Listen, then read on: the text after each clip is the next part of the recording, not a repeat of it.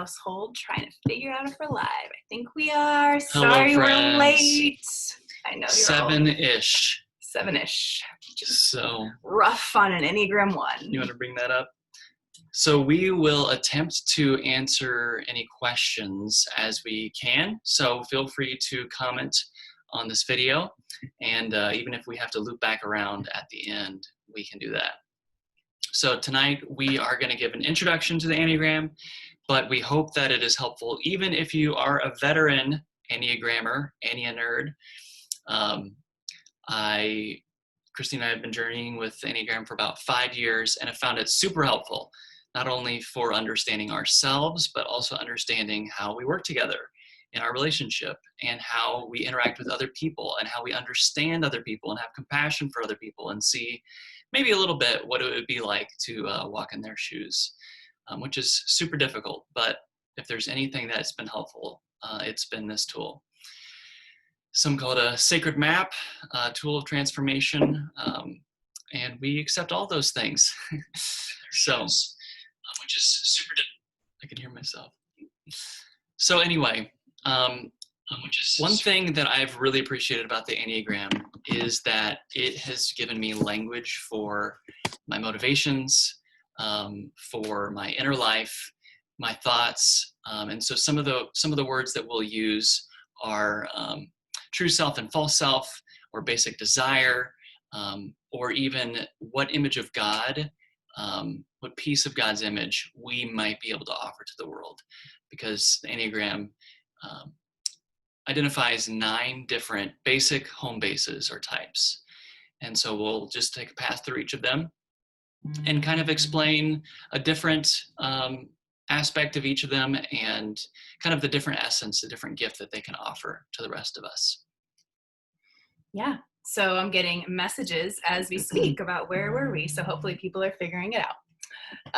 Josh is asking right now, so hopefully he hops on here or gets a notification. Angie, hi, and Jacqueline, glad you guys are watching. So I just wanted to talk a little bit about like the overarching idea of the Enneagram. I think it's a beautiful tool and it's been so helpful for us. But it can also be really hard. And depending on where you're at in self-awareness, it can be difficult when you start hearing some of the false self stuff come out. It can feel like people are kind of reading your mail or, kind of figuring out who you are without you having to tell them, because the language that they've developed around this tool is very, I found it to be very accurate, and many people have.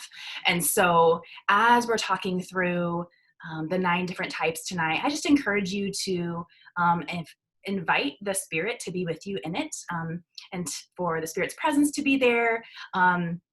This is meant to be a tool for transformation. There's no condemnation here. There's beauty in each type, and then there's some tough stuff. And so one of the things that one of our Enneagram teachers has said to us is, this is, the Enneagram is all of us being embraced in our glory and our grime. So if you hear that grime louder than the glory tonight, sit with it. Let us know that you're journeying with it, or even just keep it to yourself and between you and God, and just ask God to show you the things about you that are beautiful and good and true and right, because there's all of that too. So we're going to do our best to present all the various facets of the types, but we're only going to have a snippet tonight. And then as we go through the rest of the series, we're going to be inviting other people from Imago to come and share what it's like to live as an 8, a 9, a 1, a 2, 3, 4, a 5, a 6, a 7 in the world. And so we hope you'll learn not just from this tonight, but that this will be a platform to jump off of and to dive into your own self-discovery and deeper ways, to deeper levels. So anyway, I wasn't planning to do this, but I kind of want to pray if there's anybody watching right now. It'll be really brief. I know it's Facebook Live, so it can be awkward, but I just want to take a second just to pray. So God, we ask you be in our discussion tonight. For those who are watching, I pray that you meet them where they are this evening. There's so much heaviness in the world, and then we're all going through our own personal things in our families and with our friends and with our workplaces as well. But we know you are present with us, and we ask you to make yourself known to us this evening. Help us to journey together well and to hear your Spirit's grace and goodness throughout everything that's shared here. In Jesus' name, amen. Okay. Thank you. So she mentioned the glory and the grime of each type, that we all have a piece of. And actually that reflects the idea of true self and false self, that the true self is our essence. It's the way that God made us. It's the best parts of us, the truest, deepest parts of us. And the grime is the false self. And the false self is helpful in a way because it's defense mechanisms that we've learned along the way. It's patterns and habits and our personas that we've maybe gathered. And personality actually comes from persona. It's related to the same word, which means masks. And so for me and for many others, our personalities that we've developed over the years become second nature. And we don't always know which aspects of ourselves are our truest, deepest self, the part that God has made, the part of God's image that we are, and which are just a persona that we've picked up along the way, that maybe we've overreacted to a big personality in our life, or some perceived lack, or some trauma, or whatever it is. Some people talk about a childhood wound, or a kid life crisis, or nature, nurture, and choice. There's this blend of why we are who we are. But a lot of the Enneagram teachers talk about how our home base stays the same. And so this tool is an invitation to lean in and to discover what are the depths and where can your strengths be overstretched and over leveraged to become weaknesses. Another thing that's been helpful is that's been more maybe of a recent development. Enneagram history is kind of messy and fuzzy, and I definitely don't understand it all, but it's been around for a long time. At least the descriptors of different classifications or different essences of people. And some of them have had groups of 7, some have had groups of 9, and but here in the last 50 years or whatever, the psychological, spiritual flavor of the Enneagram that we've been more used to. One of the most helpful parts of it that we're gonna, as we talk through each type tonight, we're gonna classify them as one of the head, heart, or gut types. And so there's 3 triads with 3 types each that maybe more easily access that part of themselves. Obviously, all of us have a head, heart, and a gut, our thinking, feeling, and instinctive selves. But at least for us, we find ourselves in the gut triad. And so we're going to start with that. More instinctual body types. And so, so we've learned a lot through that. Anything to add before we jump in? I think we're ready to jump into the types. So it's like we said, it's a bird's eye view. We're not going to be able to get into nitty gritty, but if you have questions along the way, we're going to do our best to circle back at the end. And then we're going to have a discussion group on Thursday, a Zoom link. You guys can join in and everybody get on Zoom, talk about what you're thinking, or it'll just be us 2 on Zoom again, and no one will be watching. It won't be live. That's it won't be live. It'll just be the group. So either way, okay, let's dive into the 8. The 8 is it's not a normal place to start necessarily, but it's the beginning of the gut triad. So you're going to have an 8, a 9, and a 1 who all experience the world primarily first through their body, is what we think. And it's an instinctual type, like Dustin said. So we're starting with the 8. And in our culture, our instincts, our guts aren't as, there isn't as much developed language around it. So I've really been part of my journey to understand more about myself and how feeling things in my body first. And that, knowing that the way I process decisions and I discern God's movement in my life or big decisions, really both of us, we resonate with, like, we feel it in our guts, like can't always explain it. It's just like, it's there. And so that is a strength of the gut types. So type 8 is the powerful person, the challenger. This type is very confident, decisive, leader type. And I think some of the maybe most prominent CEOs, leaders, presidents could be type 8s. A lot of people think that MLK Jr. was a type 8. Michael Jordan, our friend Eric Potter, who's another pastor in town. And so 8s have a lot to give, and they come across as very bold, but there's also a really tender side inside of them. How do you experience 8s? Yeah, I would say the 8s that I know, I think may be on the healthier side of an 8. So as you'll see as we go along tonight, there are these ways we show up in our health and the ways we show up when we're really unhealthy in our stress or in some of our, I don't know the opposite of stress because that's health. What does that mean? Health. What does that mean about me? Relaxed. Yeah. And so I think the 8s I know have done some work to not just feel like they are this strong presence that takes over a room, but that they use their power in ways that are loving and wise. And so they've really done some work to bring harmony to themselves. So, yeah. So another interesting thing about all 3 members of the gut triad is that anger is the most easily accessed emotion. And so for 8s of the gut triad, their anger might come out most visibly, at least to others. And so they will, in their best, they're going to charge and they're going to stand up for justice. They're going to, I mean, we've got a lot of 8s, I bet, that are leading the charge in our country in this time in seeking justice. But in their worst, they can be bulldozers and they can be narcissists and they can use all of that power and that strength in ways that are leaving others behind, kind of in the dust. And so that's one of the things I've noticed about the Enneagram, that every type, that essence in its purity is such a gift, and it's so much an expression of God, like God's power, like almighty, omnipotent. Those are words we would use to describe God, and there's a little piece of that the 8s can represent.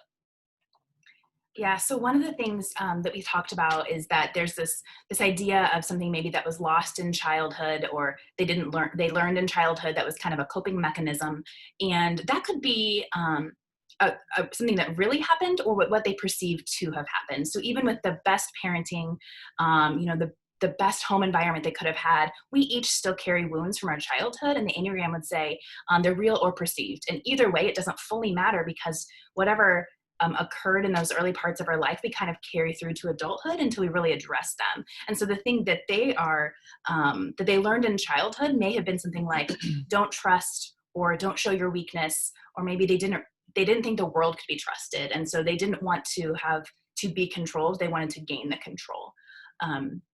So that might not fit exactly if you're thinking about being an 8, because every number has different flavors depending on their upbringing, their wing. The wing, if you've heard of wings on the Enneagram, the wing are the 2 types on the outside of your home type. So if you're a home type 8, you have a 9 or a 7 on the side of you, and those wings flavor how you come into the world as an 8.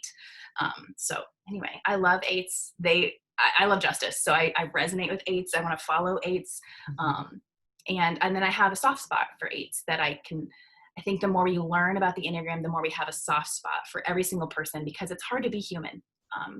And so we can see that the tenderness that they have inside of them is covered up because they maybe felt like they couldn't show that weakness as a child. So anyway, yeah. On to the 9. On to the 9. So it's my home base. The peacemaker, or I think that usually peacemaker is that. It's pretty common to see peacemaker. There's lots of different words for the other types, but that one is pretty. Or the peaceful person. Usually that's it. So usually centered around peace, and that is the peace, spelled a different way, P-I-E-S-C, of the image of God that type 9s represent. That we can bring peace. The mediator, that's another one. Oh, right, yes. Peace, we can mediate, good ambassadors in terms of playing that neutral space. At our best, we're easygoing, we're good confidants, we are adaptable, accommodating, but we can also be self-effacing, and we can disregard our own voice, our own opinion. We can withdraw too much and not show up and be disengaged. Mm-hmm. And I feel all of that in myself. And I try to nurture those parts where I maybe have a little bit of a lack or a gap. But I also am proud of that. It's funny because I grew up, I was thinking about, like in high school when I would want to hang out with my friends, I would often say like, hey, what movie do we want to go see on the weekend? And I wouldn't tell anyone what my opinion was, because I didn't really even want to form an opinion, because it would be much easier. So what I ended up doing a lot of times, at least when I was organizing the hangout, the movie destination, I would call each person individually and say, what movie would you like to see? And the next, let's say, well, what's your second choice? And then I would go to the next person. I say, okay, what's your top 2, top 3? And I would try to merge all of the different opinions into like this algorithm of what's best for the group. And that one is a good skill that I've learned to apply. But I also, in a lot of times, if there's just 2 people and I don't tell anyone my opinion, well, then there's just one opinion.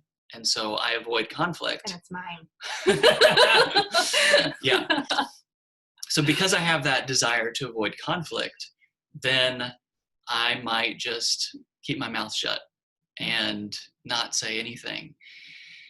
And I definitely am guilty of that.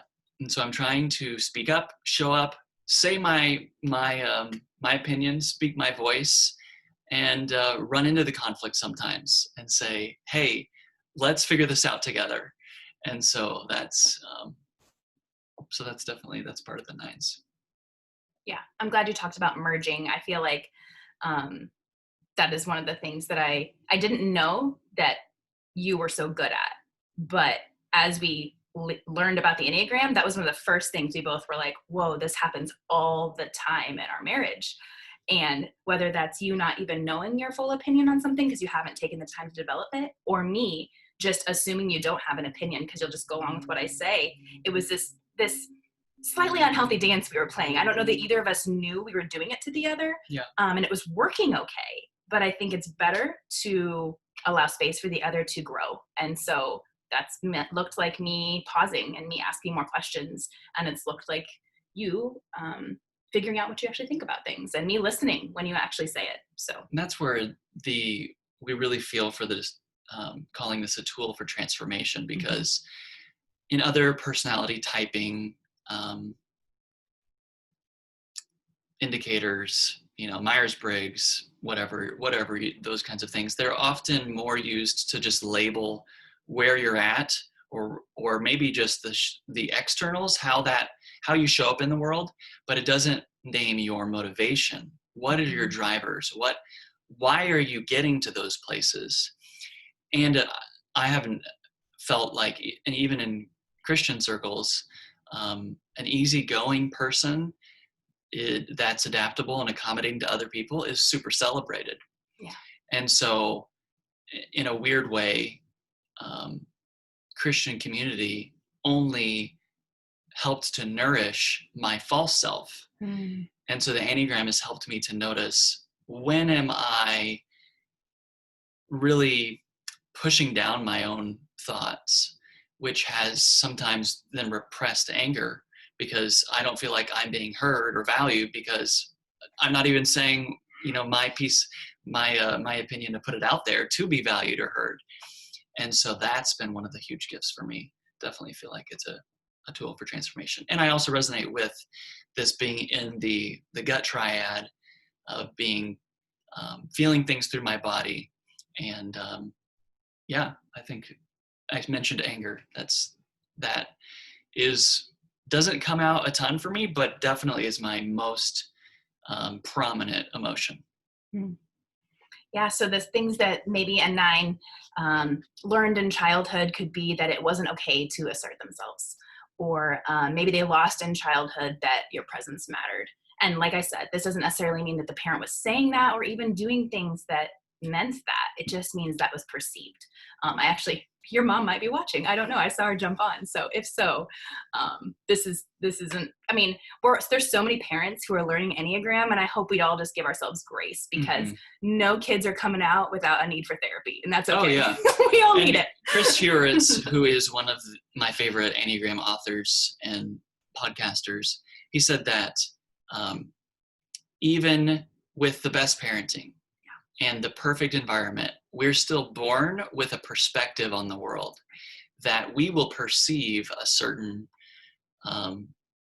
gap or a certain, I mean, we will just look for the things that we are naturally wired to notice, so that he believes we are each born with our home base.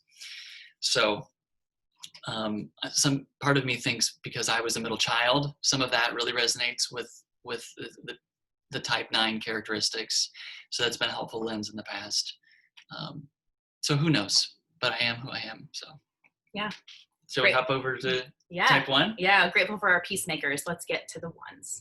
So some people call the ones the reformer, the perfectionist, which I feel like it's a negative connotation, the improver, the good person, whatever the terminology. This is somebody who really values finding what is good and right in every situation. So driven to make things better, to notice possibly the imperfections, which is where the perfectionist comes from, in order to make things better, to bring this in our best selves. When we're healthy, we're able to bring improvements and to systems and to organizations and to relationships and to households. And in our worst selves, we're hypercritical, not just of other people, but in this internal way. The one is said to have an internal critic that never really relents until you do the work. And even then, it's probably still in the background. And I say this, I'll talk about this more when we get to the triads, and you'll hear me talk with an 8 and a 9 as well. But I just always thought that was normal, that everybody had this unrelenting critic in their head. And I think we all have negative self-talk, but for a 1, it's stronger and it's louder, and it can be so driving that it can then spill out onto other people. So some of the work there is to do. But the beauty in a 1 is that they can also see possibility, and that everything can be made better. And I think there's a lot of hope and goodness that can come from that. So. And people love 1s because of that attention to detail, and that they're super principled and very, they mix the desire to be good and to improve with their gut. And so high levels of integrity. They really have a clear perspective on what's going on within themselves. And then also because they're so observant, looking for the things out of place, noticing those areas for improvement. It's interesting. Like a very shallow example would be when you come to a 4-way stop. Christina knows all the rules of the road, right? High value for rules, because that brings order, and that is fair for everyone. And so you come to a 4-way stop and someone gets there before you. Well, the rule is they get to go. But some people are like nice and want to wave you forward. And Christina, every time it just annoys her, because it's like, that isn't nice to break a rule. That isn't nice to bring confusion to the rest of us. It's confusing. I'm just trying to do my part. You're just creating disorder. That's where wrecks come from. And so she always comments about that. I think that's a good way to highlight, it's your lens is, here's the order. If everyone just follows the order, boom, we're on track. It's gonna work out, right? It's the best for everyone. No, what if you get into this waving match? No, you go forward. No, you go forward. Then there's a collision. Yeah. But I also think it's interesting. You really resonate with the posture. Do you want to speak to now that we've talked through three different postures? Sure. So there's these postures that can go along with the types, and not to get too confusing. So depending on where you're at in this, you may not want to even listen to this part, but for those of you just mute the speaker. For those of you who've experienced a little bit more with the Enneagram, 1s, 2s, and 6s are said to have a compliant posture in the world, meaning that we respond to what the world puts out and want to comply to those standards and ideals and rules in our own ways. So 1s, 2s, and 6s. And I definitely resonate with that. The sense of duty, yeah, the sense of yes, commitment to those. Yeah, to show up in a responsible way and to respond in an expected way. Expectations are a big deal. So anyway, on the healthy side, it's great. On the negative side, we can be self-critical, self-righteous, and super difficult to be around. So the posture for the 9 is a more withdrawn type. So the 9, 4, and 5 are quieter. They might disappear. They're the essence of, that's part of their essence. So when you're trying to discover your own type or to just be more self-aware, that's something to pay attention to. And each person within each triad, there's a different representation. So for the 8, they are the more what's called an assertive type.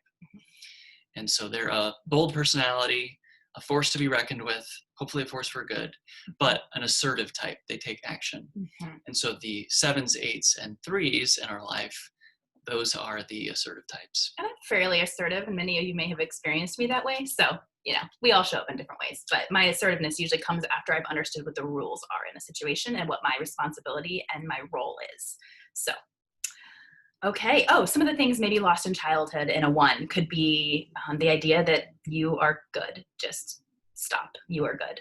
And I've done some digging on this to try to figure out where that was lost. I definitely resonate with a little bit more of what I learned in childhood, which was it's not okay to make mistakes. And this was definitely caught, not necessarily taught by my parents, just really high standards. And then I was going to do my best to live up to them.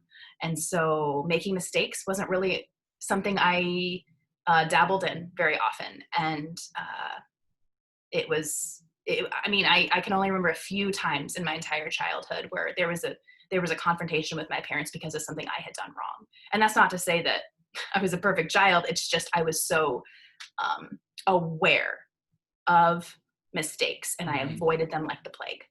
So anyway, those are our 1s. Love to talk to you, any of you who are thinking you might be a 1. I avoided it for several years and then I settled in. Good. All right, our 2s, we're going to move to another part of the Enneagram. Now we're in a different triad. Our 2s, 3s, and 4s are in the heart triad. So maybe emotions and feelings are more their primary thing rather than the gut or the instinct. So I'm a pretty feeling person, I think that way, but it's because we use the feeling language sometimes when we mean gut stuff. Mm-hmm. So the more we talk about this, hopefully you'll be able to distinguish which triad might I be kind of resonating with more. So our 2s, who are our 2s? So our 2s are the loving person, and part of the heart triad is they are our people that can access love and the heart center, the emotional intelligence, also called the helper. It's our people-pleasing, good-natured, generous, go-getters. They're always willing to lend a hand. That's our loving person. Mm-hmm. And they show up in the world in very helpful, loving ways, very warm personalities. They are well loved, and they kind of attach themselves to people. So they're also very they're good at intimacy, being close and showing up in real ways. And 2s can speak up on the thread. Hi, Misty. Thank you for saying something. I see all these people watching. I hope you're sticking with us. I know it's a lot. If it's not your type, try to think about people who might have these characteristics and how you can best love them, knowing the things that they deal with in their own way of seeing the world. So, okay, sorry, back to the 2. A lot of people thought I was a 2 at first because it's a similar presence, a soft, people-centered orientation to the world. But there's a blend, where we aren't only in one bucket. The hope is that we seek balance and between our gut, our head, and our hearts. And so I hope that I have some heart in me as well. But yeah, the 2s. So some of the 2s, some of the negative side, or maybe the false self stuff that can come out, can be that twos can slip into the idea that I've done a lot for you and I've helped you, so now I'm doing that to get some kind of response in return, and sort of giving with the idea that they deserve to receive in their rough spaces. And they can be martyr-like, a little bit insecure, and maybe looking for approval from people, or things that they would give to others, they want those things back. And at a healthy level, that's normal. At the false self level, it can be you need me. Yeah. I want you to need me. Yeah. I need you to need me, kind of thing. So some codependency sometimes in that type, but we love our twos. So some of the things that might be lost in childhood could be that you are wanted. And maybe you learned in childhood that it's not okay to have your own needs. And so you learned to take care of others' needs. And by doing that, you hoped they would reciprocate and take care of your needs, that you tried to earn that in some way. So those are our loving, helpful twos. We have a lot of twos in our Imago community. Twos show up, man. Twos get involved. They're on the teams. They're gonna be there, right? Because they're our helpers. So the twos are make the world go around. And especially in more traditional family settings, and maybe like Southern culture, there's some twos can be nurtured. People can be nurtured to exhibit two energy, even if that might not be their truest self. So that Especially can be, women. Especially women, I forgot to say that. Yes, yeah. Especially women. Some of those classic stereotypes that women might feel like, if that's true to your essence, they might grab a hold of that and say, like, yes, I want to be fit into that mold. But others might feel crammed and forced into that mold. But that's definitely prominent in our culture. For sure. Twos, just like the threes and our fours, being part of the heart triad, are so relational that sometimes they can reminisce about past interactions and get stuck on feelings of shame, maybe when they didn't feel like they were good enough, or they didn't show up in a certain way, or they weren't special enough, depending on how you interact there. But we mentioned anger for the gut triad, for the heart. A prominent emotion that is easier to access is shame, unfortunately. But yeah. All right. The threes. Let's do our threes. The effective person, maybe the achiever. Very success oriented. Yeah. They excel. They're driven.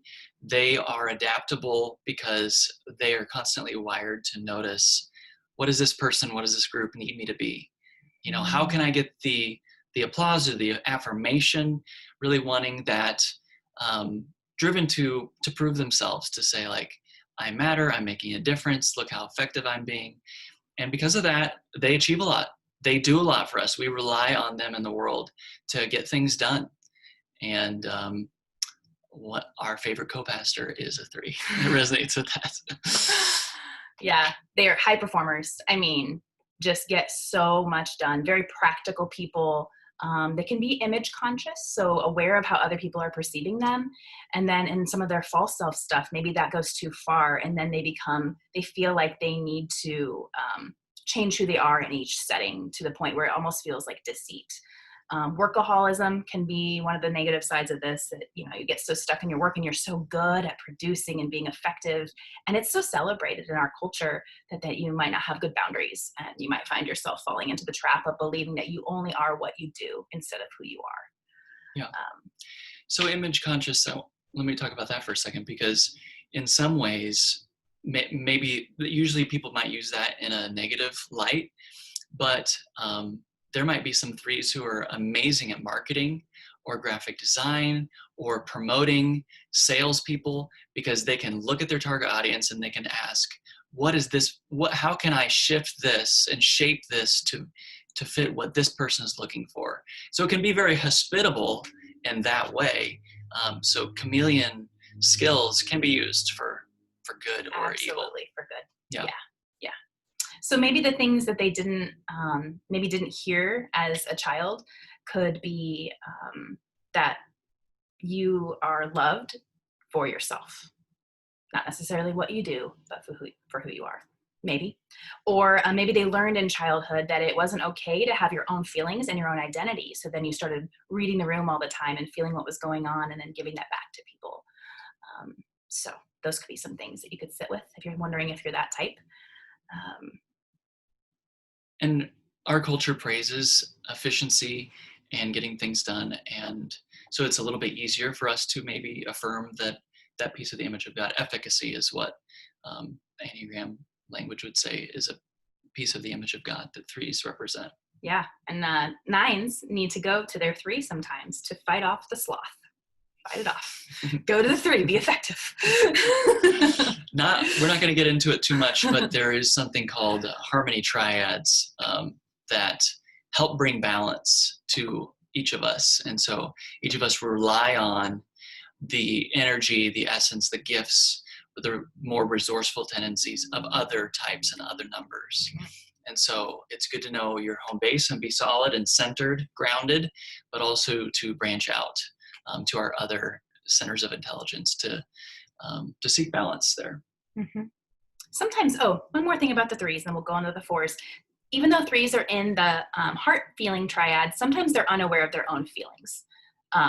And so that can be at least not as accessed. It's interesting because the center numbers in each triad can feel like they're not accessing that part of them. So, okay, we can dive into that another time. Ask another question if you have anything about that. The fours, the original person, the individualist, sometimes the creative person. It's hard to put a label on fours. A, fours don't want a label. And B, they're all many fours distinct. Really resist the Enneagram at first. They do, because they are individuals. And I was listening to a podcast recently and said fours can be in a room. You could have 50 fours in a room and they'd look around and say, you're not really a four. Like, you're not like me, because they don't look the same.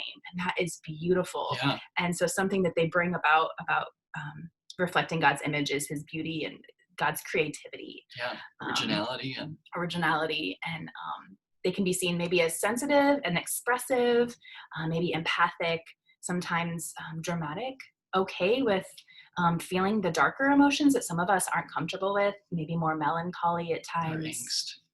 Sure. And they can maybe fear being insignificant, or that they don't find fully where they belong, because they always feel like there's this little piece of something that's not quite resonating in a group, which makes sense because they're individuals, and we all are individuals, but, they feel it more prominently. I don't I probably understand fours the least of all of the types, maybe because they're so original. But at least my diagnostic score was super low on that four energy. Mine too. But what I feel like I've heard from some, in a way, just like Christina says with ones, that there's this constant inner critic, constant questioning of, is this good enough? Can it be improved? This almost driven to perfection. That there is, for the fours, this drive to produce something that's original, drive to create. And so many of our favorite artists, the most famous artists, may have been fours, and it's almost this constant feeling of this gap between what is and what could be. And that feeling that gap causes them to have the motivation to stick with it and to produce something original that maybe has never been produced in the world. And so maybe some of our inventors and artists, musicians, you can see some of that angst and some of that deep heart connection, but also a little bit of the burden of always feeling the need to create something new. So maybe in childhood, fours may have thought it wasn't okay to be too functional or too happy for whatever reason. Or maybe they felt like they weren't really seen for who they were, the specialness that was unique inside of them, that we all have this unique fingerprint of God on us, and they felt it even more so, but yet weren't able to be recognized for that. So I really feel like we have some awesome fours in our community, some people I really look up to. And so I don't feel like I do the best describing them because I know them all to be so unique. But if you feel like you might be in that area, thank you for the gifts you bring into the world and for who you are just by being you. Anyway. Just thought I'd say that, of course. Okay, let's go to fives. Keep going. We started late, so we got to go quickly. Okay, so now the head triad. So these are thinking types. They can access their analytical side, their head, so to speak. A little bit easier. That's their first go-to. Super welcome, especially in our city, full of CAT employees, engineers, professors, researchers, people who really utilize that intellect to problem solve, to Did you say they're the investigator? No, I didn't. The investigator or the wise person are a couple of the labels that sometimes maybe they get, because that's kind of how they approach the world. They want to gather as much information as they can and understand it, and then offer that back to the world in order to make the world better. Sift through data and information and do all the research, know all the things. That's what gives them confidence, and that also usually makes them the expert. Until they feel like they have an expertise, they probably are going to be pretty quiet and reserved many times, and so they're again one of those withdrawn types. But get them on a topic that they know something about, and you will have a groundswell of information and interesting conversation, and they would feel very affirmed to share that with you. They can be very objective, very calm. Some types mistype as other types. So sometimes if you're a 9, you can see some of those things in the 5 as well, because you're maybe both withdrawn and you may be more okay with being in the back of a room. We're not always making your presence known in a room for different reasons though, right? There's different motivations behind it. So that's one of the things you want to dig at as you're thinking through these numbers. What are my motivations? How do I show up in a room, but why am I showing up that way? Why am I showing up that way in my family and my workplace? What's the motivation behind it? That helps you understand between two different types where you might lie. I sure hope that some of the epidemiologists that are leading the charge on COVID are type 5, because that driven to read all the data, to seek out, and then to objectively view all of it at once, to hold all of that. That's where some good wisdom is helpful. Yeah.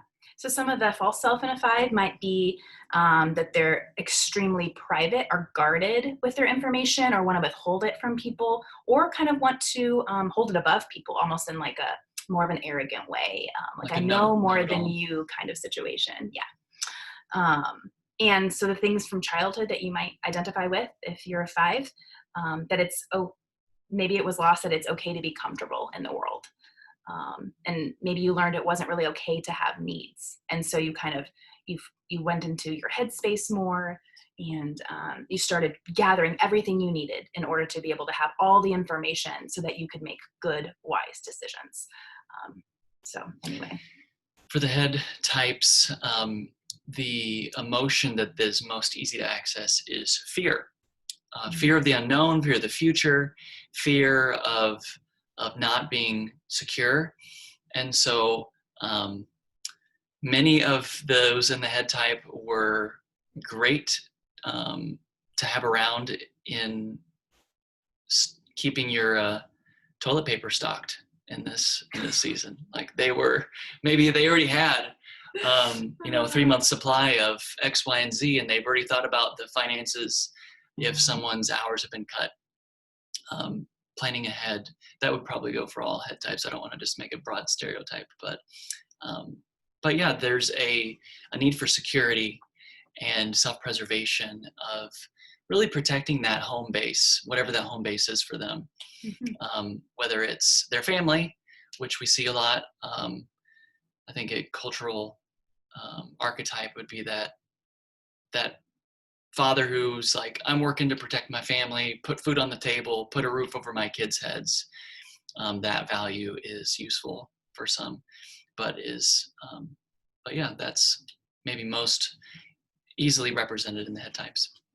Yeah. So 5s, maybe the type that I don't know. I feel like it's least talked about. I don't know why. I don't know if there's less fives in the world or if they're just okay with being the observer, which is sometimes their name, because they're just taking it all in and they're going to jump into a meeting. They're probably the people who are quiet during a meeting. And then when they speak, you're like, oh, yes, that's what we needed to hear, because they've just been quiet while the rest of us who are assertive and aggressive and talking. All right. I'm going to the 6, the loyal person or the loyalist. Yeah. The person, just like in Christina's type, the complacent. They're one of the complacent. Compliant, not complacent. Not complacent. Okay, not complacent. Compliant types. Mm-hmm. In the church world, 6s are I super appreciate them because they're so dependable. They're so loyal. They get the vision, like they really internalize vision and the purpose kind of I think of organizations, but also of those around them. And so they're loyal to a fault, but at their best, they're just super loyal, dependable people, and are loved for that. But also very, very good at problem solving as well, utilizing their head strengths. Yeah, so some of their strengths are their responsibility, their reliability, they're dependable, they're able to think through a lot of scenarios because they're constantly thinking through a lot of scenarios. And so you can see how in the strengths that would come out really well and be so beneficial to your home and your society and your workplace. And then in the false self, it can be really, can be crippling at times. It can be a lot of anxiety, a lot of fear of the unknown, a lot of maybe indecisiveness or trying to have all the factors figured out, maybe They're the question askers. Yeah, maybe talking about worst case scenarios more often than others of us would. But in their best, most true self, they're extremely loyal to organizations and to the people in their life that they love. And when they're in, they're in. And so 6s are wonderful. Maybe something in their childhood that they lost might be that they are safe. And you could see how that could play out with some of their, maybe their hypervigilance and their thoughts about what's going to happen next. Maybe they didn't catch that from their parents or weren't taught that from their parents, or they went through an experience that taught them they weren't going to be safe. And they also may have learned in childhood it's not okay to trust yourself. And so I've heard from a lot of 6s and on some podcasts that 6s kind of do a lot of polling from other people. What do you think about the situation? What do you think? And they're very community oriented and kind of want to get the buy-in and make sure that they have consensus before they move forward. Different than a 9, different motivations than a 9 though. Don't they almost feel some security in attaching themselves to a stronger person? I think sometimes. Yeah, I think sometimes. Like that. Yeah. So anyway, I like 6s. I think, I don't know if 6s and 1s normally get along well, but I feel like I get along really well with 6s. We get each other. We're trying to figure out the rules and the expectations. And though 6s maybe more easily access that anxiety or that fear that's trying to monitor their sense of security, any of the types could have an anxiety disorder. Absolutely. Or a problem with anxiety. Yes. And so you can't just have, we have a close friend that for a long time they thought they were a 6 and sat with that because they really exhibit a lot of those qualities, but then they realized they're probably just a 1 with some anxiety issues. And so that is helpful to find that out. And so there's a lot of nuance to the Enneagram. There's, so it takes a bit to sometimes sit with it and journey with it. And we're going to post some resources underneath this once we're off of here, some of our favorite books, some of our favorite podcasts, and also take a few questions in just a minute when we wrap up with our 7, which is our last one. Still in the head triad, it's our joyful person, our enthusiast. Man, 7s make me smile just thinking about them, because every 7 I know is the life of the party, and people are like, oh, I tested as a 3, but I want to be a 7. Like they just seem like that's who you want to be, right? Who doesn't want to be the fun-loving person who's an enthusiast? Yeah, spontaneous, adventurous, high-spirited, lots of ideas, lots of hobbies. Yes, they lots of times highly accomplished, lots of gratitude in their life. Centered 7s can know that there is joy in the regular parts of life, and then maybe on the false side. The false self side of 7s, they sometimes are so busy trying to stay happy that they're not in touch with some of those feelings that they like to push down, maybe sadness or fear or anger, that they don't access those feelings as often because they want to stay in that enthusiast place. They want to be that joyful person. Yeah, kind of repress negative emotions and seek the next high, the next adventure, which makes them the life of the party. Right. But then it also can be kind of a burden, because if there's a constant pursuit, that some sevens have shared, that once the party actually starts, they're thinking about the next party, so that it's hard for them to be present for the party that they're in, whatever, literal party or figurative. They may feel, an unhealthy seven may feel kind of scattered. Diane, I was hoping you were still watching. They may feel scattered or undisciplined, or like they have too many things going at the same time, or they're overextended. And of course, all of us can feel like that.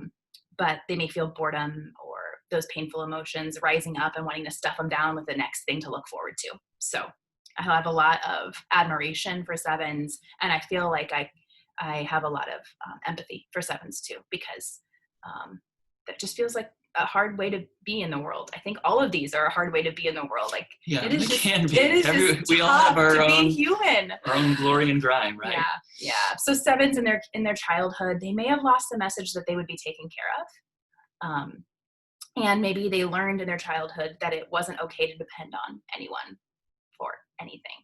And so they figured out how to have their own experiences and their own excitement and their own joy, and they created that themselves, and they're always thinking, and they almost have a hypervigilance toward that. So they're just super active thought life, caught in their head, just like the rest of the head triad, but in a different way. It's almost maybe part of that perception from their childhood, whether it was real or just perceived, it possibly propels them to say, let's just live for the moment, because we don't know, who knows what's going to happen, and so they're just trying to eat, drink, and be merry. Yeah. Okay. Oh, one more thing about sevens. Okay. They're awesome greeters, because you can say, oh, what do you enjoy? Or, what did you do yesterday?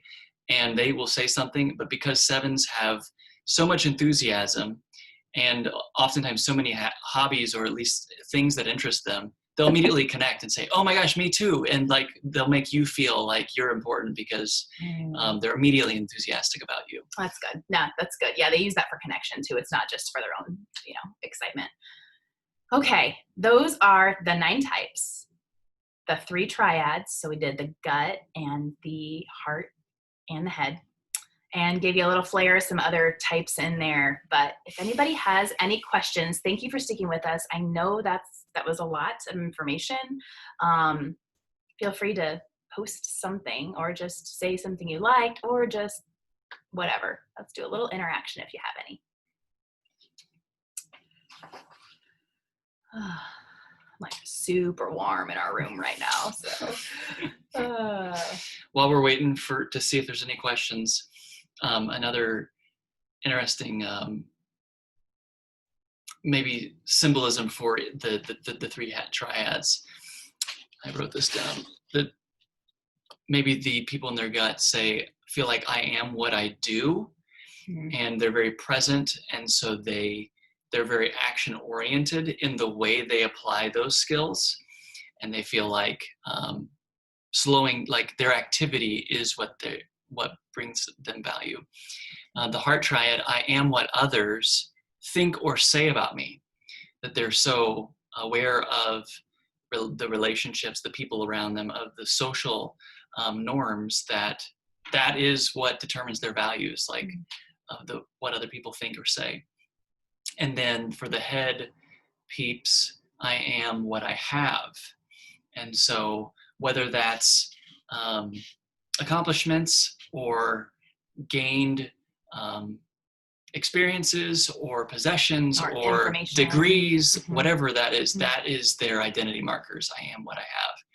And so maybe when you meet someone from those triads, they might almost reveal that early in the conversation. Like in our society, a lot of people say, what do you do? But I think that some of these other markers might come out early in the conversation. Yeah. One other thing about triads, I guess, while we're just, as you're musing or just wondering when we're going to end, the interesting thing about triads, the reason why we've kind of framed it around that for the beginning is because as we go through the weeks, we're going to stick in our triad. So you'll hear from all the triad in one evening, which will be next Monday. Next Monday at 7. It's pre-recorded, so it'll go on at 7. And it'll be the 8, 9, and 1 talking, and you'll see some similarities in them, but you'll see a lot of difference too, because those numbers are all very distinct, even though they experience the world sometimes first through their body. And same with the other 2 triads. And so sometimes it can be helpful, as like I said earlier, as you're thinking about various types. How do I experience the world first? And that might get you into a triad first, and it might eliminate something. If you're deciding between a 2 and a 9, those are in different triads. They may be similar, but it might help you to think through some of that. So, yeah. And that's why we also mention the postures, because if you are a go-getter, you're a bold person, you're an assertive type, you probably are going to resonate either with the 3, the 7, or the 8.